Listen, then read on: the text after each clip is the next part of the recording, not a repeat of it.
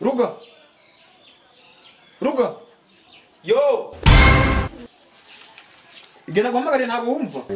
Are you sure, Emmanuel? Kikenya gufasha kwitaba gutyo umubyeyi wawe no kibabatoje. How many times did they tell you? Kaje konde bakaga nko twiganaga. Ntuzongere kangutume hano hepfo. Nta kibazo. Ugiye kugenda.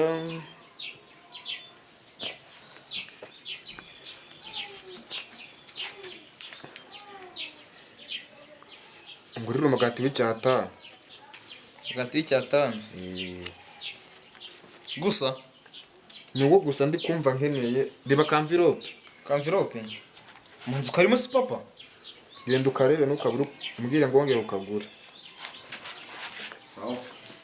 Kandi wihute. Daje kamite. Papa envelope nayibuze. Wayibuze? Ngize ushaka envelope nayibuze. Nayibuze. Genda ushaka nawuzane mu ntoki nta kibazo. Wiyaranje. Ariko nihute. Ariko Dubona nambaye nibi. Dubona nambaye nibi. Ibyo ntabwo bikureba. Kubibona se? Ndavuze nginjira mu nzu kuremo.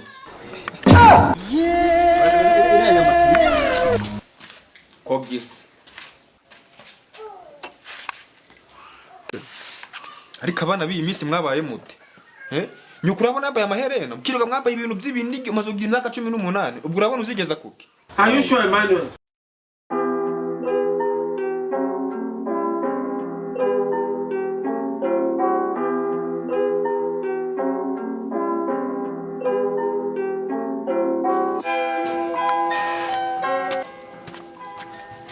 Rino izembere ngo rigiye kundaburiza. Ana agenda mu muhanda ndindaga abandi bose ari amaniga.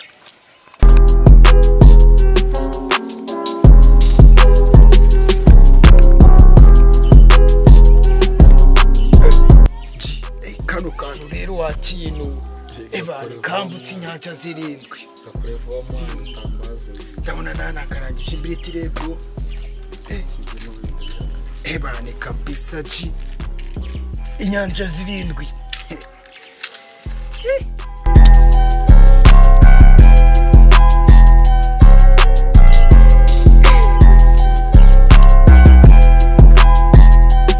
enda wukemo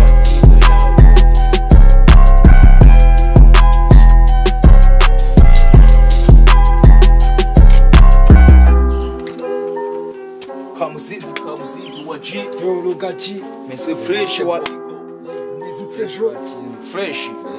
Wallahi na. none sigisaza cyo uri kujya bro Man, izembere none kuzizanira imigati ari amana. imigati n'imani kama nayo Lai munyumvire gutese. mani ariko wagiye uva mu budage mani ji cyakoze wambaye akantu keza urabona mani ji hajya ngo ugiye kuzana iminuza Kuzana umugati ari akosha amana. wajya uba umugabo twe tukuringa akantu Ariko man, abantu bakoje ugenda banyita idage sinzi impamvu. mani ntabwo ushona se Nejo ndariki baby cyambwiye ngo nsani idage.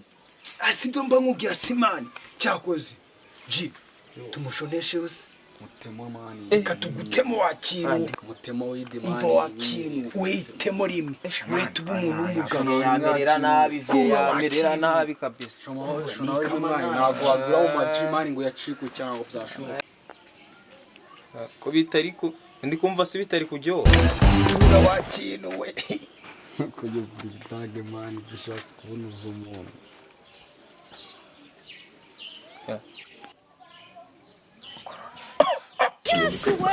komera sha ji Komereza aho wakiwe utangiye kumugabo uzahura mwanya amatage wakamana arebe n'iki sheke kugiza umuntu agutemo wakintu tambaza wibwa wakintu kabisa imbere cyane yijini kinki wallahi mani nukwitamo ji mu bice Kamuzi. Shaka ndikuva ibintu bitajyoha. peti yangu mvamwa uranyumvira ji izembe mwana umuntu amaze nta kintu ukumva Ntacyo. wewe humiriza gatoya ji Are you sure, Emmanuel? humiriza ubiriza Karagino kigute. tomvuye karagino nta kintu ukubona Uretse Kamuzinzi.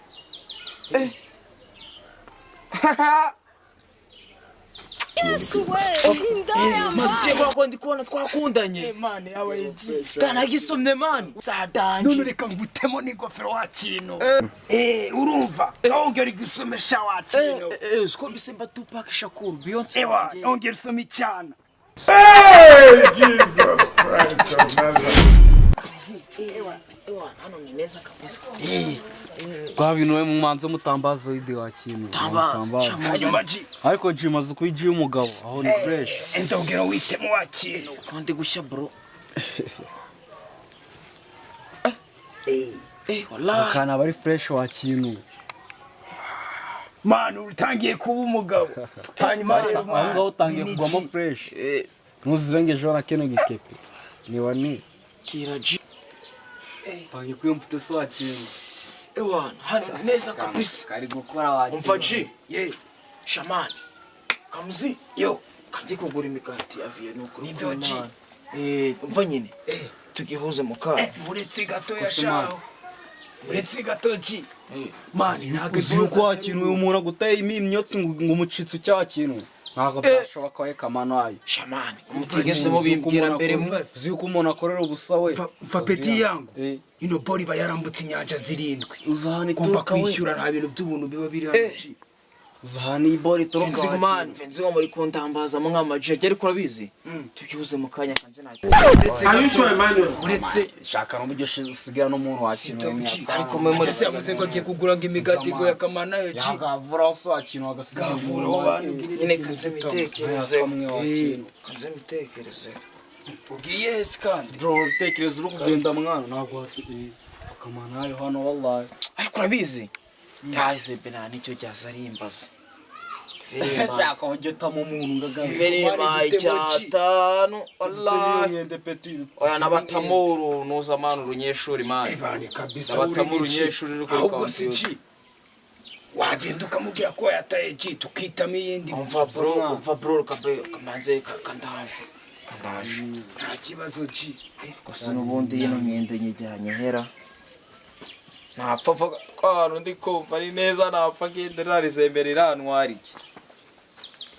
Wayasubiza rero tukajya kuyanywiza indi widira.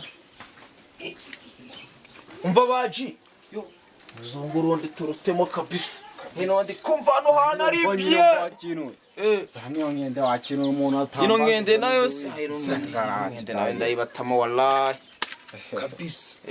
Simushona se kuba ikintu kigisaza G. Umva waji. Yego Twe turabikurikirana ba bro. Mani none reka mwereke. Nisho uzagaruke tugutema. Yazana mani muzane mani. Enda gutamurira. Muzane ifungu. Nano haba hari indi mwana ushaka umuntu tamo wa kintu.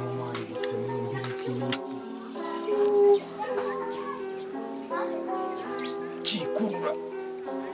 Kumva mani.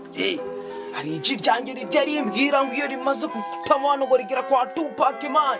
Man, kano karimo n'itike y'indege. Kano karakugezaho wa kintu Ntabwo abonye nabonye cyaki baby cyanjye. Akako nizerwa karangiza kwa Tupac cyangwa kwa Jay-Z cyangwa kwa Lil Wayne. Umva G, ito tubike karaguta wa kintu no kwa Bob Mari wa kintu ikara. Bose ndahatamo freshes. Bro, nindageraho muransubiza murazanjye. Umva G, wowe urumva? Ahubwo dusuze na Bob Marley kuko igihe twari turi kumwe. Ndaganira nawe se Kabisa ngero ucane hano ntasimije kasimye manage. Mani kuri kama nayo mwa. Kama nayo.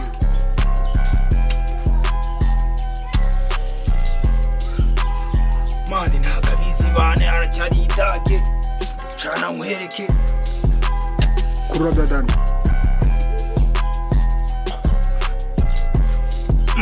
Mani kuri idage nawe mwa. Cana cyane.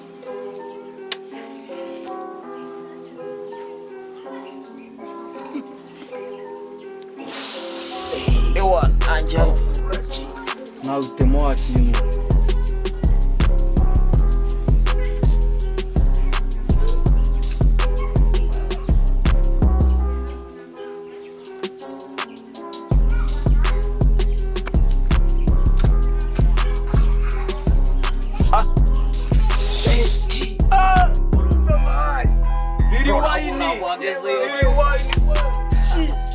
uraza umuntu agutemo wakintu mani twegereye hano ndi kumva ubuzima bwanjye n'ubuzarangira bro ntabwo wibereye mu bicu cya gisasa nta n'ikindi kintu cyaza kibaza wallahi sinabumuriza ariko umva mutemo fresh kano kantu nanjye mbere niba nabo kama nayo wallahi no ngo waca cyane n'urusaku rwawe niba utabishaka rero ariko urabizi kamutemo wakintu bro mani nshaka kuzaja mani no zana muzirikire nk'iki urabyo ariko iri sebe rirambura tipe mani jumwatsa na kamwatse wakintu kiravuga ati nibwe mwana mamaji ewa kirano kamuzinzi waje yo komani gihita ngusuriza Bob Umvaruka.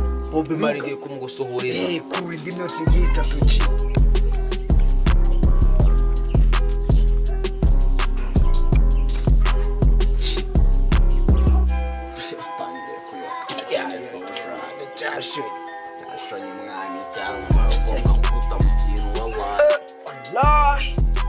Lili wine waji ci utangiye kura ndi kurasa ibigoma ko siriri wine cyake bebe wacyangiye kiwadage cyabaye ikidage kuva mani cya Justin Bieber Selena Gomez wamuzishishike man niki grabino nakirayo cyavamvagaye cyabaye ibyatsi ni ogera ukuresha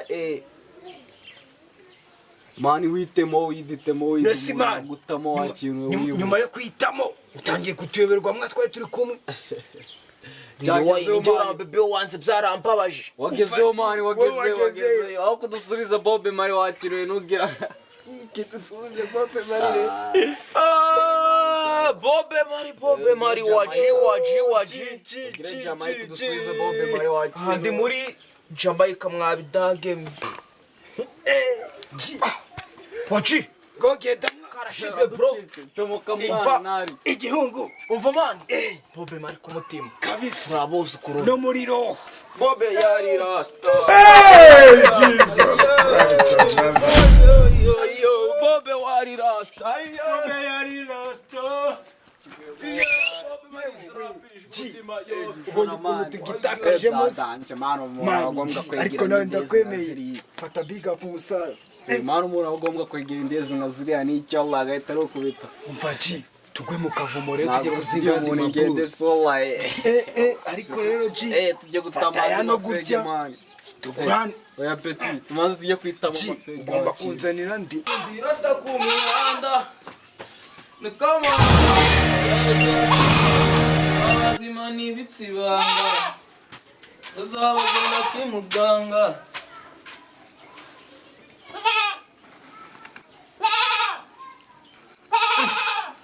ntugahenera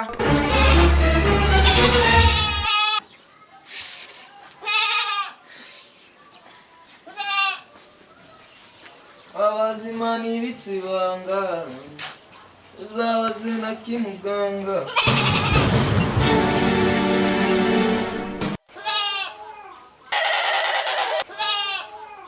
Yo.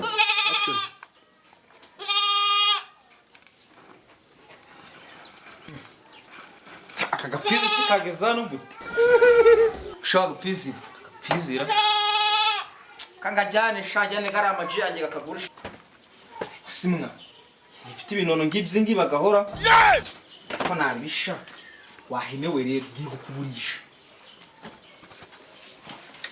ariko shangwe ibi kikabagahene vyatanyumva skuvi yawe nyibishwa atuma ndakugurisha kikabagahene ngiye kugurisha viyara buzingaza gushumba 30 ngiye kukugurisha ibihumbi 15 njye kwita mama wibi ariko shanga ntabwo nonyweye kikabagahene Yesu!